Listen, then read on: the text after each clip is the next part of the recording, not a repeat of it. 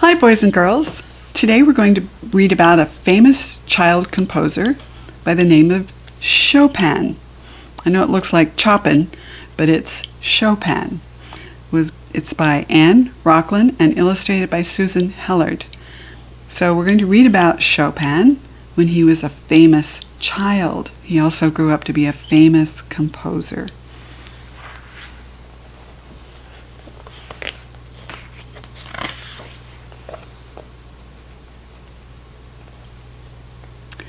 Stand up, Friedrich.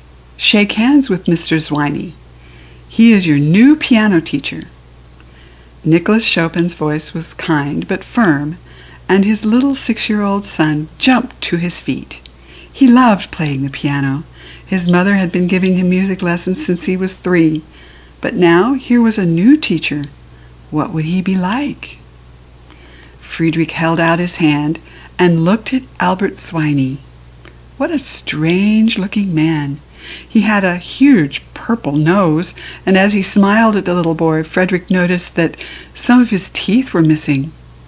On his head was an untidy blonde wig, which had slipped to one side. He wore yellow trousers and a yellow coat, but they were different yellows. Friedrich tried hard not to laugh when he saw Mr. Zweiny's big boots. This curious man used his boots as a purse, and there was money sticking out of the top. Mr. Zweiny took off his frayed old cloak and sat down at the side of the piano. "All right, Friedrich," he said, "let me hear you play." Friedrich soon forgot how odd his teacher looked, for his music lessons were fascinating. He even got used to Mr. Zweiny's strange smells. Mr. Zweiny took snuff and scattered the strong powder everywhere, in his boots, on his cravat, and especially on his vest. Cravat is this sort of handkerchief piece that goes down the front of his shirt. Mr. Zweiny didn't believe in bathing either. On hot days, he rubbed himself down with vodka. Oh my goodness. Friedrich adored Mr. Zweiny. The boy was 6 years old and his teacher 60, but they were soon firm friends. It seemed to Chopin that Friedrich's music lessons never ended, for Mr. Zweiny was so pleased with the little boy's progress that he stayed for hours, eating most of his meals with the family. As soon as each meal was over, Friedrich raced back to the grand piano. Friedrich had 3 sisters, Louise, Isabella, and Emilia. Their father was French. He had traveled to Poland as a young man and was now housemaster of a boarding school in Casimir Palace. His wife, Justina, was the housekeeper and looked after all of the pupils. It was vacation time, and Friedrich was curled up in a chair with a piece of chocolate and a book. "Father said we are going to the woods today," announced Louise. Friedrich loved going to the woods.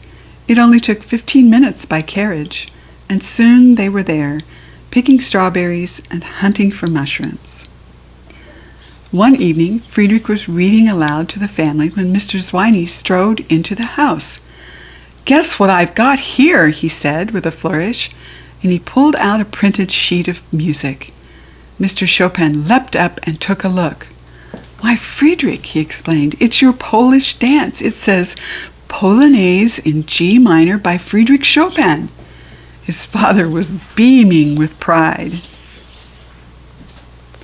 Soon everyone in Warsaw was talking about the little Chopin boy, only 7 years old and composing.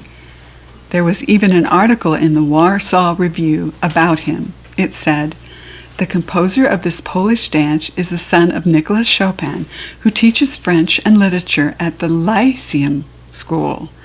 The boy, who is only 7, is a real musical genius. Not only does he play the most difficult piano pieces, but he also composes dances in a most outstanding way." Now every day brought invitations. Mr. Zweiny boasted to everyone about his clever pupil, and made sure that all the important families in Warsaw read the newspaper article.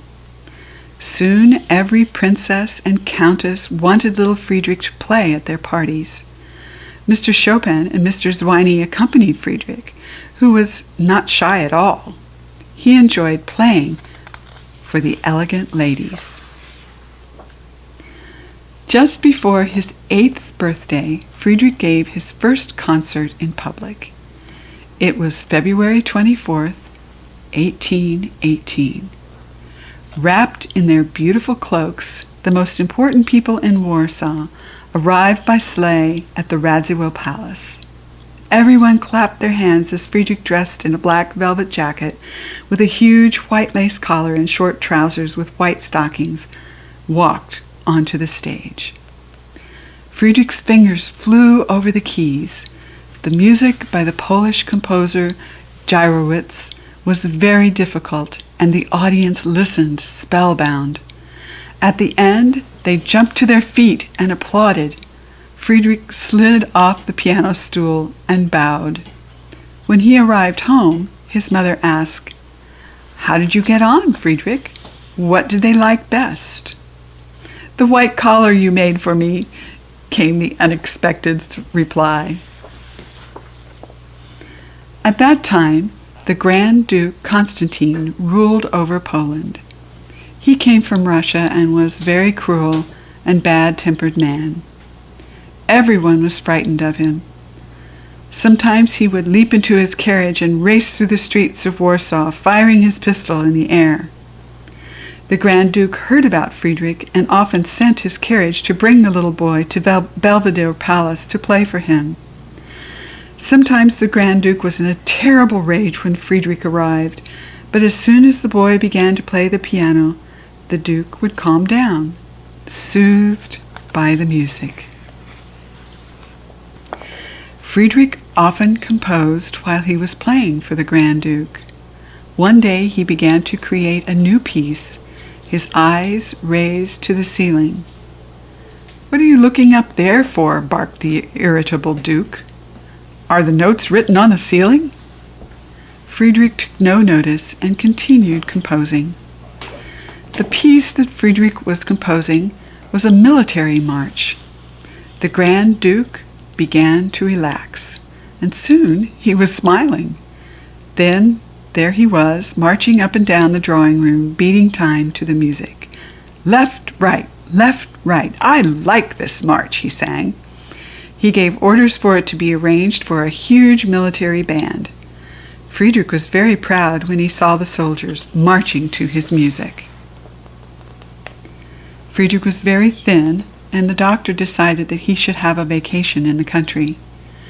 Dominic, one of his school friends, invited him to stay in a lovely country village northwest of Warsaw. Instead of sending letters home, Friedrich wrote a newspaper describing all his vacation adventures. The newspaper was called The Village Courier. A page from the Village Courier. "We heard some important news today. The turkey laid its eggs behind the pantry. Yesterday, the cat crept into the cupboard and broke a bottle of fruit juice. Luckily, it was the smallest bottle. Today, one of the hens has gone lame, and a drake had a fight with a goose." Friedrich Chopin could draw almost as well as he could play the piano. And one day, during a lesson at school, Friedrich passed around his drawing of the teacher. It was a cartoon that made the master look very ugly. "Give me that piece of paper. Who drew this?" The teacher was angry. Friedrich confessed and expected to be punished, but later that evening the drawing was returned with the words, "Well drawn," on the back. Friedrich Chopin became a great pianist and composed many of the most important music for the piano, including 27 etudes, 25 preludes, 19 nocturnes, 52 mazurkas, 4 impromptus, and 2 piano concertos. Some of his pieces had nicknames. The Minute Waltz was supposed to describe a dog chasing his tail. The raindrop prelude sounds like the pitter-patter of the rain on the roof. And the cat waltz recalls the day when Chopin's cat jumped onto the keyboard and ran up and down the keys.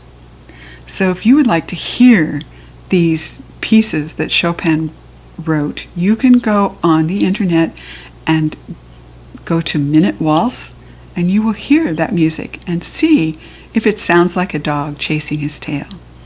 And the same with the raindrop prelude, if it's patter of rain on a roof.